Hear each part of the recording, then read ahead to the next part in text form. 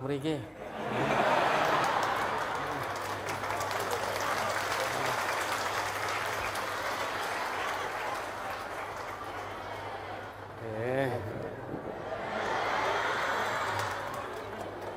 Nembe wolu disika, Pak. Mudah-mudahan istiqomah, sabar ya.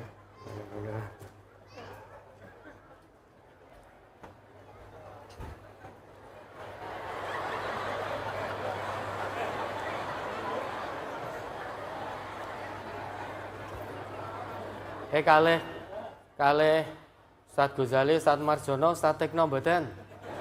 Nika. Ya, nggih, pun monggo.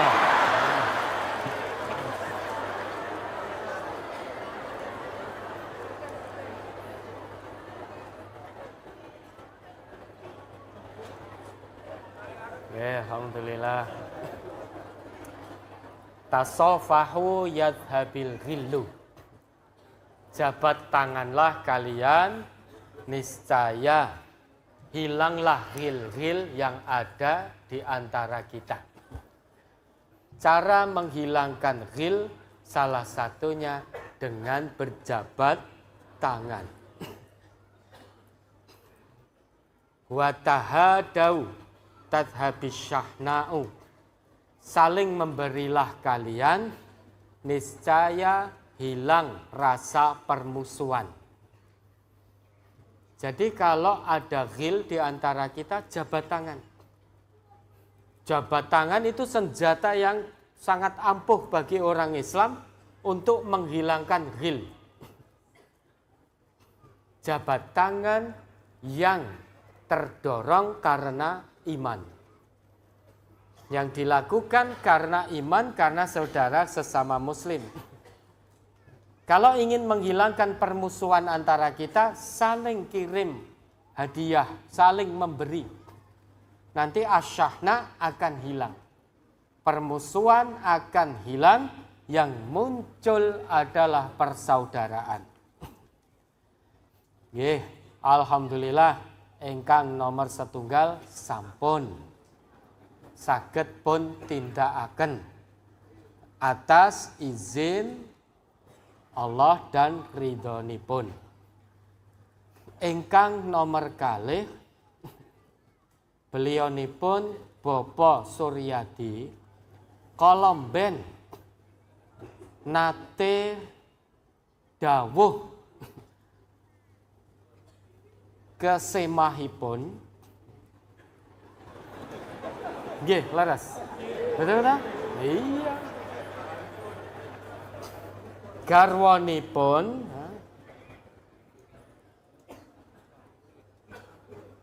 steril apa steril? Steril napa? Resik. Lah nek mung resik kula nggih ngertos. Singkatnya, dulu beliau pernah perintahkan pada istri untuk steril setelah melahirkan anak keempat. Lah kok kados kucing, Bapak? Kalau kucing boleh disterilkan. Tetapi kalau manusia haram. Nabi kita pun juga bersabda. Kita perhatikan coba. Perintah dari Nabi kita. Tazawwaju al-wadud al-walud. Nikahi wanita-wanita yang berkasih sayang, yang penuh cinta, dan bisa artinya melahirkan anak-anak. Fa inni mukasirun bikum yaumal qiyamah. Karena sesungguhnya aku, yaitu Nabi, mukasirun bikum, akan bersama kalian dengan jumlah yang banyak, yang besar pada hari kiamat nanti. Perintah Nabi kita, salah satu tujuan pernikahan itu adalah keturunan. Ini bukan berarti, ini didengarkan tuntas loh ya. Bukan berarti kemudian yang belum dikaruniai Allah keturunan, terus tiba-tiba langsung cerai. Bukan begitu. Bagi yang belum diparingi Allah keturunan, asa antakrahu syai'an wa huwa khairul lakum. Bisa jadi kondisi yang tidak kalian senangi itu banyak kebaikan yang Allah siapkan. Bisa jadi kalau sekarang diparingi keturunan, bisa jadi lupa kepada Allah. Kita tidak tahu. Bisa jadi tidak bisa mendidik amanah keturunan dengan baik. Tetapi salah satu tujuan pernikahan itu keturunan. Bagi yang Allah sudah anugerahi keturunan, punya kewajiban untuk membimbing, mendidik, menjaga, mengarahkan kepada jalan-jalan yang Allah ridhoi. Bagi yang sampai detik ini belum Allah paringi, belum Allah beri amanah keturunan, tetap menerima dengan ikhlas, sabar, tawakal, terus husnudon kepada Allah, mohon kepada Allah. Allah Maha mengetahui saat yang tepat untuk kita dianugerahi keturunan.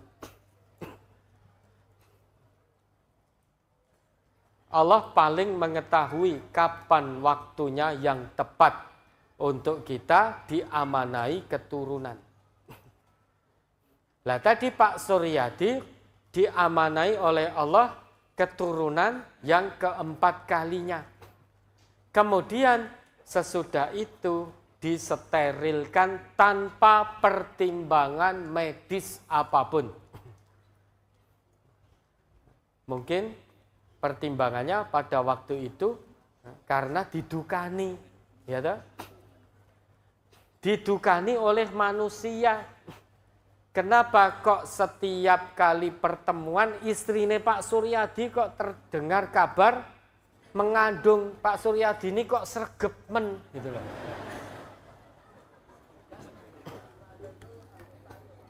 Gimana?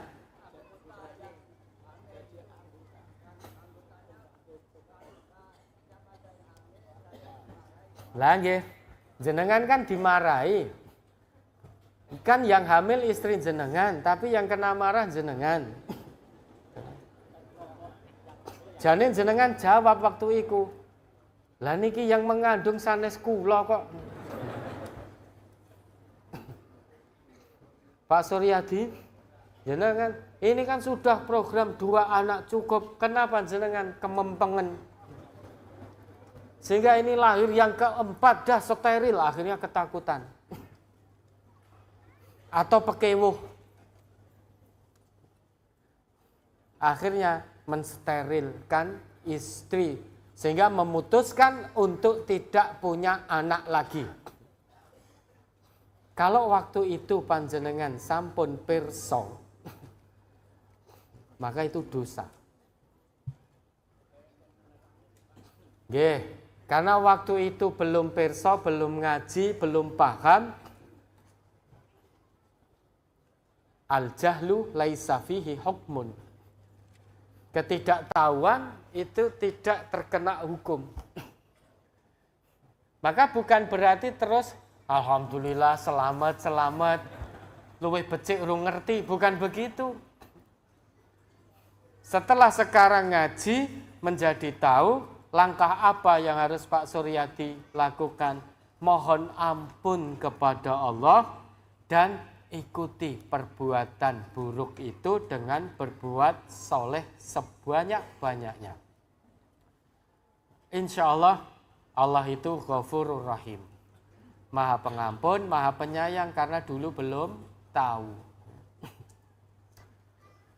Nah sekarang pelajaran berharga untuk kita yang namanya keluarga berencana dalam Islam itu mengatur jarak kelahiran, bukan memutuskan hanya 2 anak, bukan itu. Kalau memutuskan hanya 2 anak, ini berarti mendahului tangan Allah. Sedangkan Allah larang, la tuqaddimu baina yadayillah. Jangan kalian mendahului tangan Allah. Jangan kalian mendahului keputusan Allah. Kita orang Islam cocok dengan program keluarga berencana itu. Tetapi maksudnya merencanakan kelahiran. Bukan memutus kelahiran. Nek wis duwe loro wis diputus. Bar kuwi istri steril. Itu tidak boleh, haram itu. Padahal tidak ada uzur syar'i, uzur yang dibenarkan oleh syariat untuk memutus kelahiran, tidak ada. Kenapa kok disterilkan? Secara medis masih baik-baik saja. Secara ekonomi tidak ada masalah. Kok disterilkan, ada apa? Hujah apa yang bisa membenarkan perbuatan steril itu? Tanpa ada uzur sebab yang dibenarkan oleh syariat, maka tidak boleh. Kita sepakat dengan keluarga berencana dalam arti mengatur jarak kelahiran antara anak yang satu ke anak kedua, ketiga, dan seterusnya. Itu mengatur jarak kelahiran. Kalau sudah di usia misal 35 ke atas, 40 ke atas, itu kalau dari sisi medis itu sudah tidak dianjurkan. Berarti ini ada uzur yang dibenarkan oleh syariat. Karena bisa membahayakan. Jika perempuan di atas usia berapa, dokter? Usia berapa ini yang bisa membahayakan?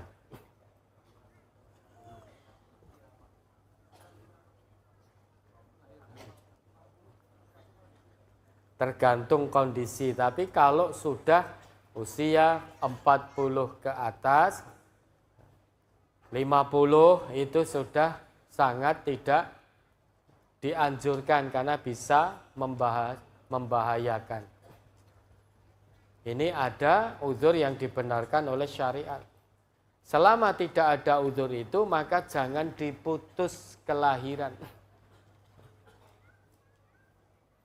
Merencanakan keluarga itu berarti ya, mengatur jarak kelahiran, bukan memutus kelahiran.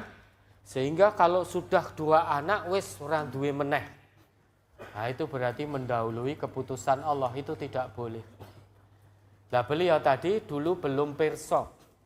Sekarang ngaji menjadi tahu, maka bertobat kepada Allah, mohon ampun kepada Allah, dan ikuti dengan berbuat baik sebanyak-banyaknya. Insya Allah, Allah akan ampuni dosa-dosanya.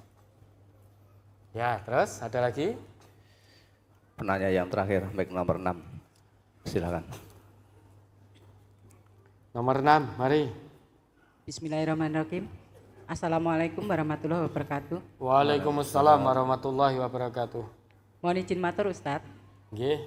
Saya Bu Eni dari Yogyakarta. Bahwa anak saya yang kecil Ustadz, laki-laki, sebenarnya dia masih saya kuliahkan di Fakultas Hukum karena saya kadang-kadang untuk meneruskan kantor saya.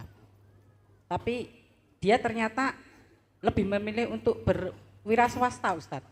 Iya. Untuk berwira swasta dia minta dibukakan toko pet shop dan pangkalan LPG. Nah di sini seiring dia membuka toko pet shop itu, dia itu sering dikasih anabul Ustadz oleh orang-orang ataupun dia memungut dari jalan. Dikasih apa? Anabul.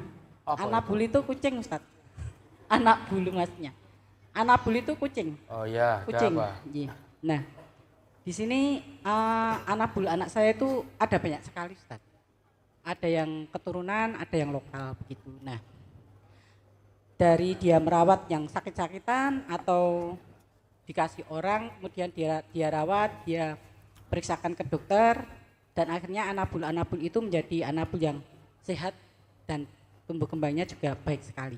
Ya. Nah, di situ seringkali Ustadz, misalkan ada orang yang melihat anak bulu anak saya itu, dia menyukai dan dia mau membeli anak bulu itu.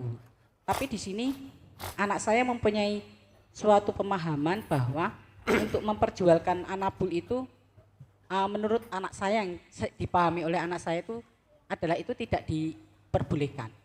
Tapi di sini kan kami belum mengetahui hukumnya, Ustadz. Apakah memperjualkan anabul itu dibolehkan atau tidak? Begitu ya. Kemudian yang sudah dilakukan oleh anak saya itu bahwa selama ini Ustadz, apabila ada orang yang ingin mengadopsi atau membeli anabul anak saya, itu hanya dengan cara menukar pakan, Ustadz. Ya. Jadi anak saya kan mempunyai toko pet shop. Nah itu orang itu membeli pakan di toko anak saya, kemudian pakan itu dibayar oleh orang tersebut, tapi pakan itu diserahkan kepada anak saya lagi dan dia mengambil anabul tersebut, Ustadz. Nah, di sini mohon tausiahnya, Ustadz, apakah memperjualkan anabul itu dilarang atau dibolehkan? Kalau misalkan itu memang dilarang, mohon tunjukkan hukumnya. Kami ingin mengetahui supaya nanti untuk di kemudian hari kami tidak melakukan suatu kesalahan. Begitu Ustadz. Sebenarnya Nyusewu Ustadz, ada pertanyaan lain lagi yang sebenarnya sangat urgent, tapi mengingat waktu besok Ahad depan mungkin insya Allah kami akan matur lagi. Begitu Ustadz, mohon maaf apabila saya ada kesalahan dalam saya matur. Wassalamualaikum warahmatullahi wabarakatuh. Waalaikumsalam warahmatullahi wabarakatuh. Yang namanya pekerjaan itu tidak harus sesuai dengan kuliahnya. Kuliah di hukum, pengennya ibu biar anak bisa melanjutkan usaha ibu. Tapi Allah menghendaki lain. Selama itu halal dan thayyib, maka disupport. Banyak kok, apalagi zaman sekarang. Kuliahnya pertanian ternyata jadi pedagang setelah lulus. Ilmu pertaniannya ora dinggo. Kuliahnya peternakan ternyata jadi pengusaha sawit, pengusaha bengkel, padahal kuliahnya peternakan. Kuliahnya matematika jadi pengusaha online, padahal dulu pas kuliah ngitung sinus, kosinus, tangen, kotangen kan gitu. Tetapi begitu terjun setelah lulus kuliah, terjun di dunia ma'isyah, ternyata Allah takdirkan yang halal dan thayyib bagi dirinya, ma'isyah yang berkah, itu ternyata menjadi pengusaha online, misal begitu. Apapun itu, pekerjaan tidak harus sesuai dengan latar belakang kuliahnya. Yang penting halal dan thayyib. Karena ketentuan dari Allah begitu. Allah tidak pernah ngendika. Jadi pekerjaanmu wajib kaya sekolahmu. Allah nggak pernah ngendika itu. Maka selama itu halal dan thayyib, kewajiban ibu mensupport dan mendoakan biar usaha itu berkah dunia dan akhirat. Tidak sesuai jurusannya di hukum tidak masalah. Bisa jadi kalau sesuai jurusannya malah tidak berkah. Allah yang maha mengetahui itu. Bisa jadi itu. Sehingga Allah takdirkan anak panjenengan itu menjadi perawat-perawat anabul, menjadi perawat anabul tadi loh. Kucing-kucing itu ya, anak-anak kucing. Ya, tapi kemudian ada yang tertarik setelah dirawat, sehat, gemuk, nyenengke. Ada orang yang mau membeli. Tetapi anak ibu hanya melepas dengan syarat mengganti makan yang sudah dikeluarkan untuk merawat anak kucing itu. Itu sudah sangat bagus. Artinya tidak mengambil keuntungan dari situ. Hanya mengganti makanan yang sudah diberikan. Namun demikian, memang ada satu hadis dari Nabi yang menyebutkan naha Rasulullah sallallahu alaihi wasallam an bai'il kalbi wassinnaur. Rasulullah sallallahu alaihi wasallam melarang hasil dari jual beli anjing dan as-sinnaur. Saya tidak sebut kucing dulu, tapi saya sebut as-sinnaur karena di sini ada perbedaan pemahaman di kata as-sinnaur ini. Ada yang memahami as-sinnaur itu umumnya kucing secara mutlak. Wis pokoknya kucing kuwi disebut as-sinnaur. Sehingga keharaman jual belinya jatuhnya haram mutlak. Sehingga bagi yang memperjualbelikan as-sinnaur itu atau kucing itu berdosa. Karena larangan di situ dipahami sebagai larangan atau nahyun litahrim. Larangan haram secara mutlak. Namun ada pula yang memahami larangan jual beli di situ dalam arti litanzih. Tidak haram secara mutlak tetapi makruh. Nah sekarang as-sinnaur itu makna asalnya itu al-hirrah al-wahsyiyah. Kucing ganas. Jadi kucing ganas seperti kucing hutan. Itu kucing yang ganas. Kalau terkait yang diperjualbelikan ini kucing yang ganas, itu jelas haramnya. Itu masuk kategori as-sinnaur.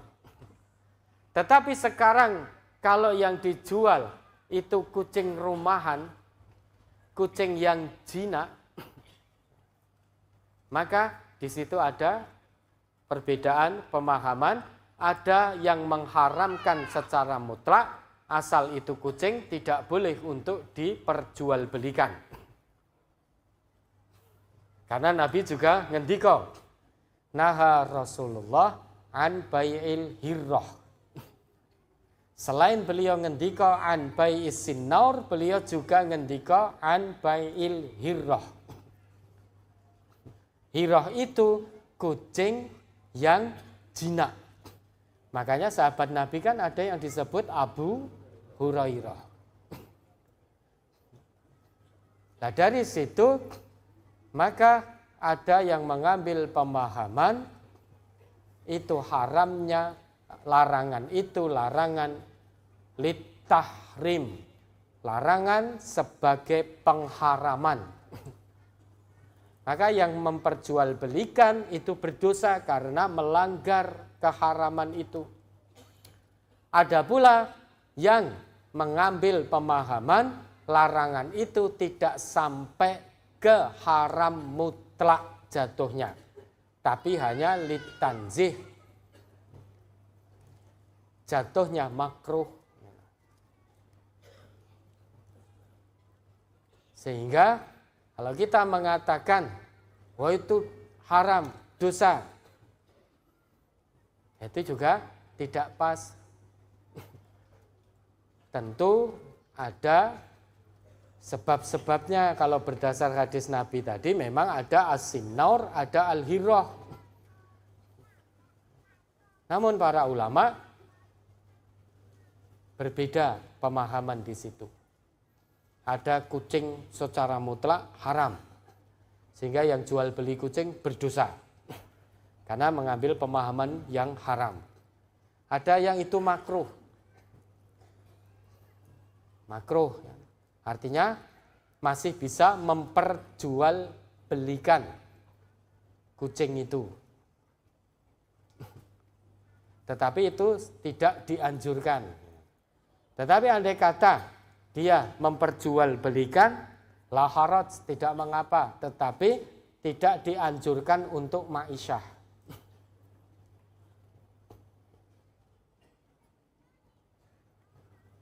Tetapi melakukan jual beli tidak haram secara mutlak.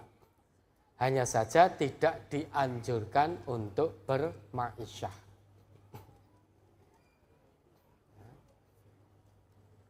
Nah, tadi yang dilakukan oleh anak ibu sudah bagus. Hanya mengganti makanan yang sudah dulu diberikan. Kalau toh putra panjenengan mau menjual di situ dengan sedikit keuntungan, ya tidak apa-apa. Karena itu jatuhnya tidak haram secara mutlak. Kalau yang diperjualbelikan as-sinnaur, maka haramnya mutlak. As-sinnaur itu kucing yang ganas. Maka Bapak Ibu bisa cek nanti di kamus makna asal dari as-sinnaur. Itu bukan kucing biasa, bukan kucing yang jinak, seperti yang kucing yang senantiasa berada di sekeliling kita. As-sinnaur itu berbeda maknanya. Itu kucing yang galak, kucing yang buas. Itu as-sinnaur. Maka itu haram secara mutlak. Diperjualbelikan haram. Tapi kalau al-hirrah ada dua. Ada yang mengharamkan sebagaimana as-sinnaur, ada yang memakruhkan. Boleh berjual beli namun tidak dianjurkan. Namun jika terpaksa untuk berjual beli tidak apa-apa. Ya, ada lagi? Sudah cukup. Cukup. Lah katanya diberi waktu lebih. Nah. Jadi kepunjulan 10 menit kok ya. Kemarin janji kita 10:30. Ya. Oke, baik. Ya saya manut saja ini, kalau sudah cukup pertanyaan ada di sana yang ngatur.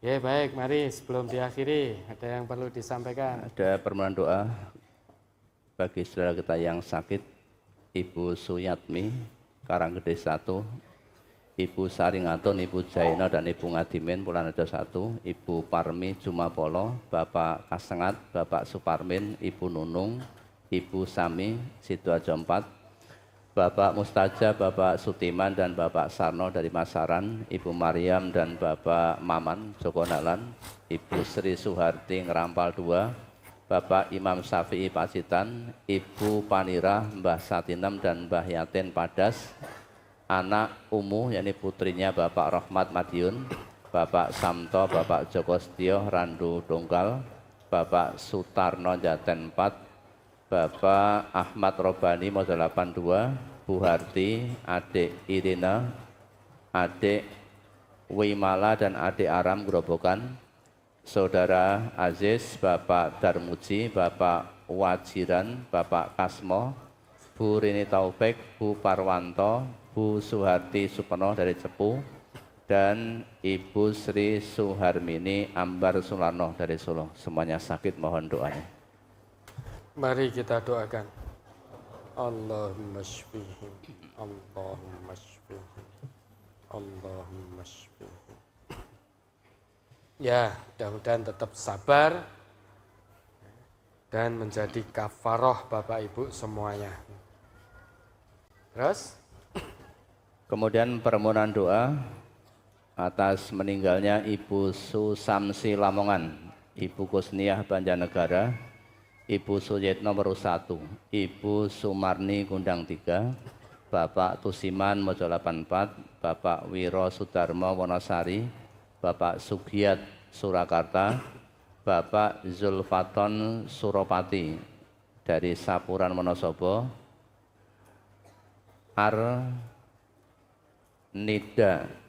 Arnida Hanin Nurwahyudi Surakarta, Ibu Sri Suryati Sukasno dan Ibu Sri Lestari dari Surakarta.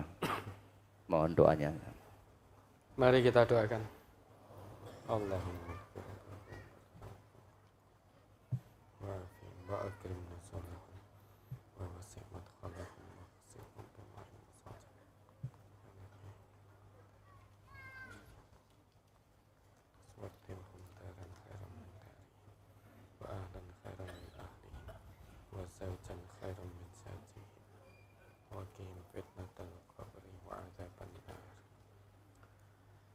ya. Berikutnya infak untuk Pondok Pesantren MTA dan media dakwah kita. Baik, ini kami bacakan Bapak Ibu, mohon kesabarannya. Ini infak untuk Pondok Pesantren MTA tanggal 15 Oktober 2023. Yang pertama, kotak infak Pondok Pesantren Ahad 8 Oktober 2023. Rp8.9.500. Ibu Rosnawati, UNZ Jogja 1 juta. Siswa SMA MTA Surakarta Rp1.720.000. Ibu Rusdi Blora Rp500.000. Hamba Allah Kebak Keramat 3 100.000. Hamba Allah Rio 832.000. Bapak Budi Sukoharjo 6.500.000. Hamba Allah Krindo Wahono 500.000. Ibu-ibu Sukodono 600.000. Hamba Allah Pangkalan Banteng 700.000. We are family Klaten 2.500.000. Bapak Solahuddin Jogja 1 juta. Hamba Allah Simo Boyolali 10 juta. Hamba Allah Ngerampal 1 juta. Ananda Amar Nasir Gajah Mungkur Semarang 545.000. Hamba Allah Sukoharjo 6 juta. Hamba Allah Sukabumi 500.000. Hamba Allah Jayapura 500.000. Hamba Allah Rembang 500.000. Ibu Suranti Rio 1.500.000. Ananda Kuinavita Indragiri Hulu 500.000. Keluarga Bapak Suhono Teluan 5 juta. Bapak Sutama Cilacap 5 juta. Keluarga Bapak Sulistio Ungaran 1 juta.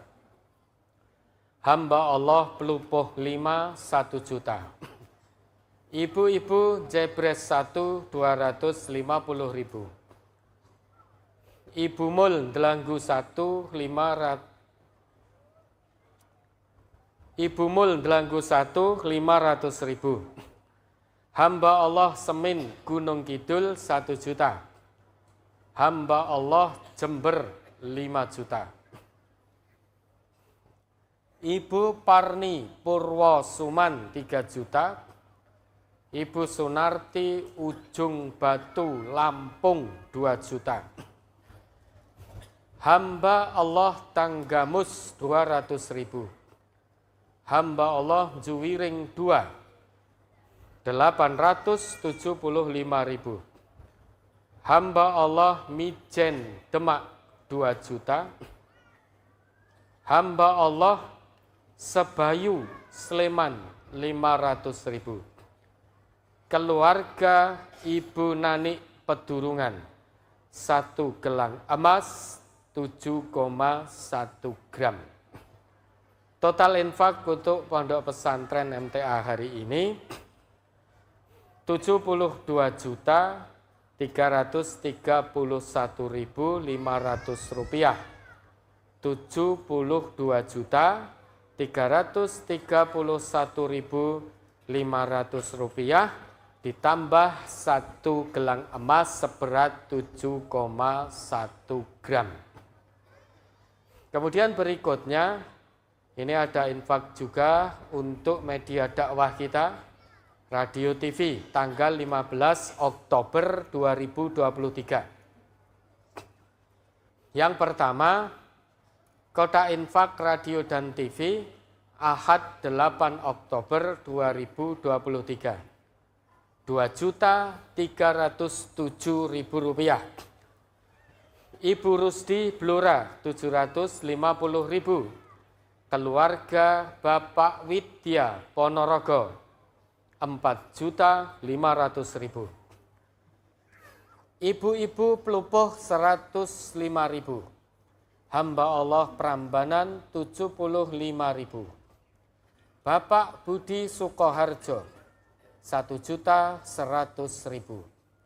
Hamba Allah Jepara 400.000. Hamba Allah Jambi 1.050.000. Ibu-ibu Sukodono 600.000. Ibu Kaminten Wignyo Cawas 500.000. Hamba Allah Simo Boyolali 10 juta. Hamba Allah 500.000. Hamba Allah Sukoharjo 1.100.000. Hamba Allah Klaten 50.000. Ibu-ibu Jebres 1 250.000. Juru kunci makam Seliran 200.000. Ibu Sidik Tulung 2 juta. Total untuk infak radio TV kita hari ini 25.487.000 rupiah. 25.487.000 rupiah. Insya Allah sudah diterima.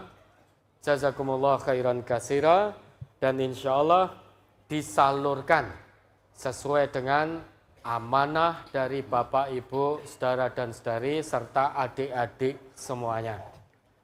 Mudah-mudahan ini menjadi harta sesungguhnya bagi Bapak, Ibu, saudara dan saudari serta adik-adik di sisi Allah Subhanahu wa Ta'ala. Mudah-mudahan ini menjadi tabungan akhirat panjenengan kelak saat panjenengan bertemu dengan Allah Subhanahu wa Ta'ala. Mudah-mudahan Allah meridhoi. Sudah? Oke, sampun. Baik Bapak Ibu, saya rasa cukup, kurang lebih mohon dimaafkan. Titip salam untuk keluarga di rumah. Mari kita akhiri. Alhamdulillahirabbil alamin. Subhanakallahumma wa bihamdika asyhadu an la ilaha illa anta astaghfiruka wa atubu ilaik.